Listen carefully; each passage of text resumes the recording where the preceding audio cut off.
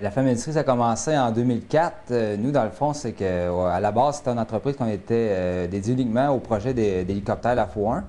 En 2004, là, quand on a manqué de financement, ben, on a décidé de se diversifier un petit peu puis de continuer quand même le projet, mais en faisant d'autres choses pour justement financer le projet. Donc, on s'est parti d'une compagnie d'ingénierie mécanique qui fait que depuis 2004, là, on se spécialise plus particulièrement dans les services d'ingénierie mécanique. Le projet d'hélicoptère, c'est un hélicoptère de construction amateur. C'est un projet familial, c'est mon père qui a parti ça fait plus de 30 ans.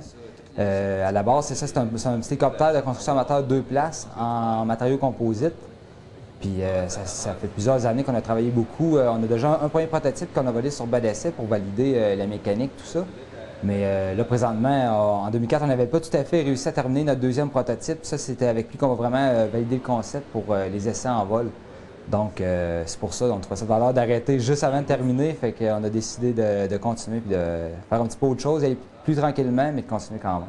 Notre spécialité, c'est vraiment les analyses par éléments finis qu'on va voir un petit peu plus tard, plus en détail. Ça, c'est vraiment de la conception assistée par ordinateur. Donc, on conçoit avec des calculs, tout est fait par ordinateur. On fait aussi beaucoup, on va faire de la conception, du développement. On a fait aussi, c'est des projets très variés. Des fois, on fait un petit peu de dessin, surtout pour nos projets de conception. Mais des fois aussi, c'est arrivé qu'on a à faire des avis techniques, des projets vraiment de développement, tout ce qui a rapport un petit peu à la mécanique, là, aux calculs structuraux, ces choses-là. C'est vraiment notre secteur d'activité. On a travaillé cette année sur un vélo en matériaux composites, en fibre de carbone haute performance, sur des pales d'éoliennes. On est au courant qu'il va y avoir des projets d'éoliennes dans la région, mais nous, on travaille sur le produit en tant que tel pour développer des nouvelles pales d'éoliennes. On travaille sur des réservoirs en matériaux composites. On a travaillé sur un petit avion qui va être commercialisé bientôt au Québec, qui est entièrement fait de matériaux composites. Toutes sortes de produits haute performance qui demandent soit un poids, que le poids soit réduit pour améliorer les performances, ou travailler sur des pièces pour augmenter la résistance. Souvent, les compagnies vont avoir des pièces qui vont avoir des bris. On travaille, par exemple, pour des compagnies qui fabriquent des cylindres hydrauliques. On va les aider quand ils ont des bris répétitifs sur des pièces, à corriger ces bris-là pour modifier la forme ou la géométrie de la pièce pour que le bruit ne se reproduise plus. Là. Nous, on est souvent aussi référés, comme le CNRC, il y a les programmes Paris aussi. Des fois, il y arrive avec des entreprises qui ont des besoins particuliers. Eux vont avoir un projet en développement ou vraiment un projet vraiment d'ingénierie mécanique, soit qu'ils n'auront pas les ressources parce qu'ils vont en manquer, ou soit qu'ils n'auront pas ces connaissances-là, surtout sur le développement sur ordinateur.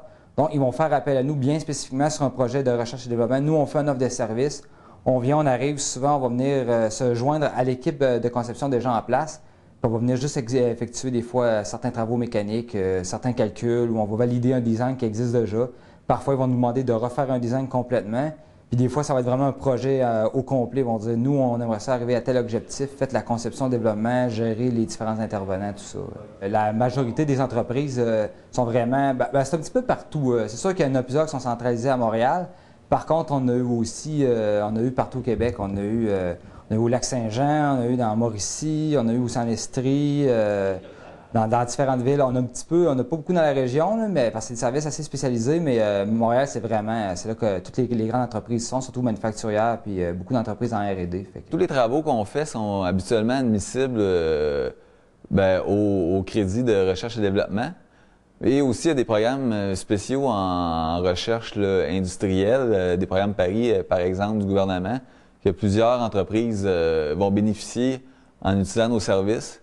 Donc, une grande partie de nos honoraires sont remboursables lorsque tu travailles en développement de produits, comme avec nous. Puis aussi, un autre avantage que les entreprises ont de travailler avec nous, c'est que parfois, quand on travaille à l'interne pour une entreprise, on fait le travail, une fois qu'il est terminé, on n'a pas le temps de rédiger le rapport, on passe à un autre projet. Tandis que nous, à chaque fois, on prend le temps de remettre un rapport technique détaillé de tous les travaux qu'on fait. Donc, c'est un document écrit qui reste à l'entreprise qui, parfois, quand les entreprises à l'interne oublient de faire parce qu'ils n'ont pas de temps, mais nous, ça leur donne vraiment un document qui peuvent, dans les années futures, s'en servir comme référence pour voir les travaux qui ont été faits dans le passé.